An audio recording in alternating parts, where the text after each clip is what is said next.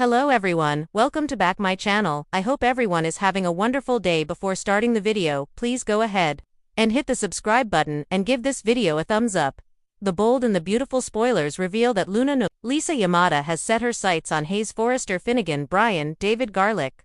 However, it has been mentioned that Hayes has been spending a lot of time with Electra Forrester Lania Grace lately, so is it possible that the jewelry designer saves the little boy? Fans have watched as Luna and John Finnegan Tanner Novelin found out they were actually father and daughter, not cousins. Even so, the doctor couldn't accept Luna into his life due to the crimes she had committed. One of those crimes nearly ended the life of Finn's wife. As time has gone on, Luna has become more desperate. Instead of just going on and starting fresh somewhere new, Luna keeps barging into the Cliff house, demanding a relationship with her bio dad. Finn has repeatedly told Luna that they can't have a relationship ever. Despite Finn's boundaries, Luna has it in her head that it's all Steffi Forrester Finnegan's Jacqueline McInnes would fault. Now Luna has set her sights on Hayes. At first, she thought the boy was cute and called him her stepbrother.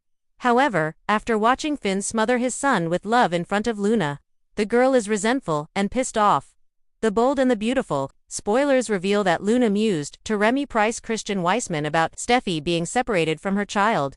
Now she is spying on Hayes, Finn Steffi, and Liam Spencer, Scott Clifton, at the temporary art class being held at the beach house. Even though Luna didn't make a move on the beach, she will soon. During the week of June 16th, Luna gives Hayes a gift. It doesn't sound like Finn and Steffi learn about this gift right away. The spoilers for the rest of the week show Steffi focused on work. However, it has been mentioned that Electra has been a huge help to Steffi with the kids. Apparently, Electra has been taking Hayes to the movies regularly, and the little boy adores her. The only reason Luna hasn't taken the kid yet is that she needs a place to put him. Luna also needs to gain the boy's trust or he won't go anywhere willingly. So, I could see Luna's revenge being a slow-burning storyline. So, when Electra makes her move to kidnap Hayes, could Electra step in and play hero? A sunny day turns into a storm. It was supposed to be an ordinary afternoon in Malibu. The ocean breeze rolled in through the open patio doors of the Cliffside Forrester Beach House. And young Hayes Forrester played happily with his building blocks near the oversized glass coffee table. But what began as an idyllic moment between mother, child, and trusted companion quickly descended into chaos, and at the center of it all stood Luna Nozawa, whose smile masked a storm brewing deep within her. Luna, still reeling from months of emotional whiplash between drugged betrayals, Steffi's biting contempt, and her mother Poppy's shady dealings, had taken Steffi up on her rare olive branch. Steffi, desperate to maintain family appearances and repair her image, had reluctantly agreed to let Luna help out with Hayes while she went to a last-minute meeting with Thomas.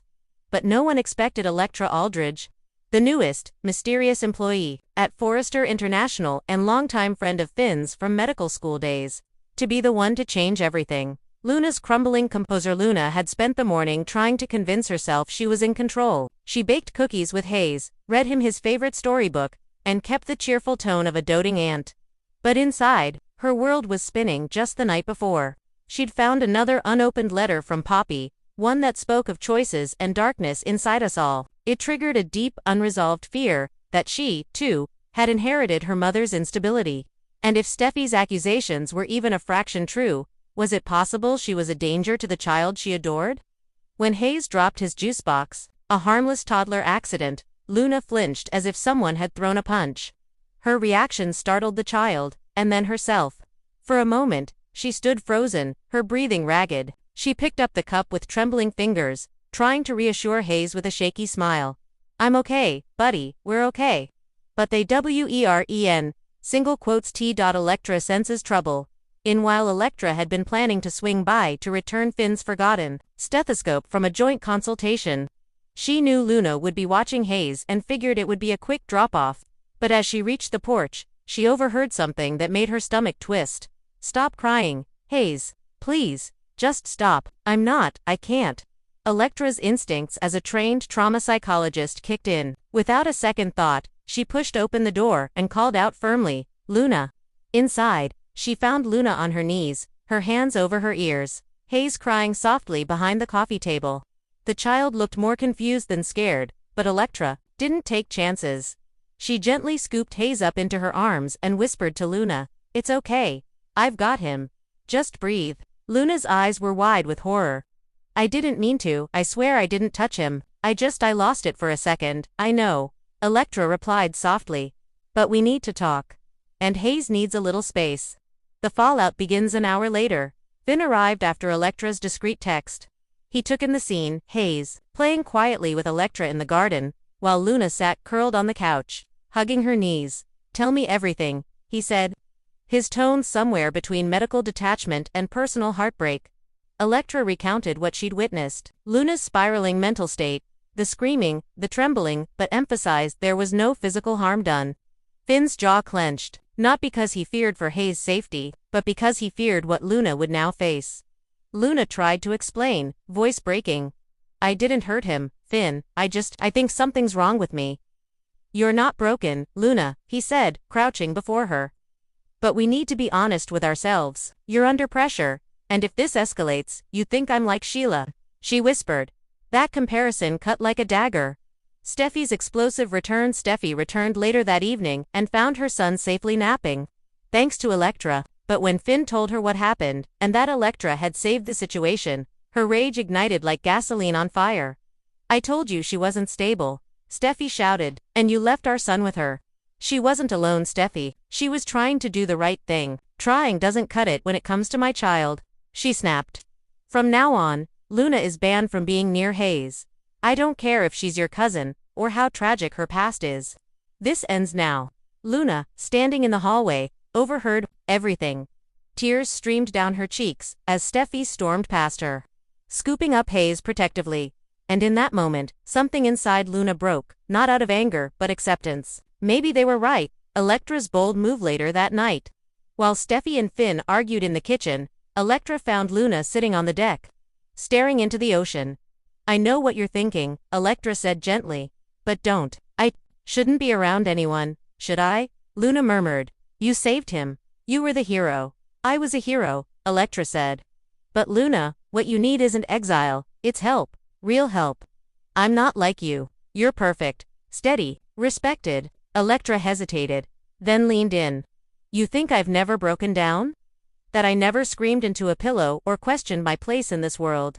I've been exactly where you are. I just had someone who believed in me.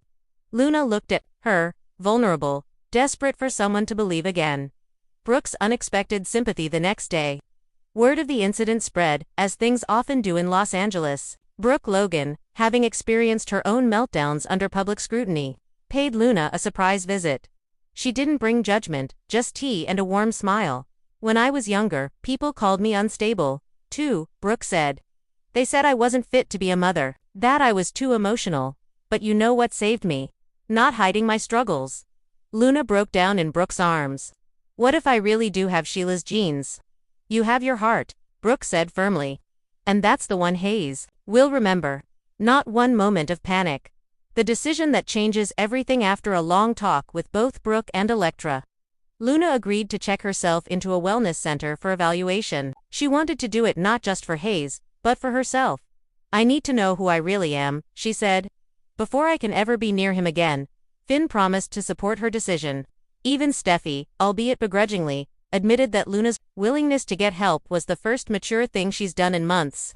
As Luna left for the center, Electra promised to keep Hayes' days filled with light and fun, and quietly vowed to protect him from any further instability in his life. But something unspoken passed between Electra and Finn as Luna hugged him goodbye. A spark, a question. Was Electra's role in this family evolving beyond that of a hero? What's next? Love triangles and redemption arcs as Luna begins treatment. Her absence leaves a ripple effect. Steffi, feeling vindicated, grows more controlling over who sees her son, putting her and Finn at odds. Finn, increasingly drawn to Electra's calm wisdom and kindness, begins to question the definition of loyalty, especially as his marriage becomes tense. Electra, though professional, can't deny a growing closeness with Finn. And when he confides in her late one night, she nearly kisses him but pulls away at the last second. Luna, journaling from the wellness center, begins unlocking memories from her childhood, ones involving a woman she doesn't recognize, and a secret that Poppy never told her. Conclusion, a hero, a breakdown, and a dangerous truth. Electra's bravery may have saved Hayes from what could have been a tragic episode, but her heroism also opened the door to a deeper entanglement in the Forrester world. One that may pull her into the center of a love triangle she never intended to join. And while Luna begins her journey of healing, the question remains, what lies buried in her DNA, her memories, and her bloodline? Is she really a danger, or is the danger yet to come from someone else entirely? One thing is clear, in the complicated world of the bold and the beautiful, today's hero could become tomorrow's scandal, and redemption always comes at a cost. Thanks for watching this video, and please subscribe our Bold and Beautiful Update YouTube channel for more update news.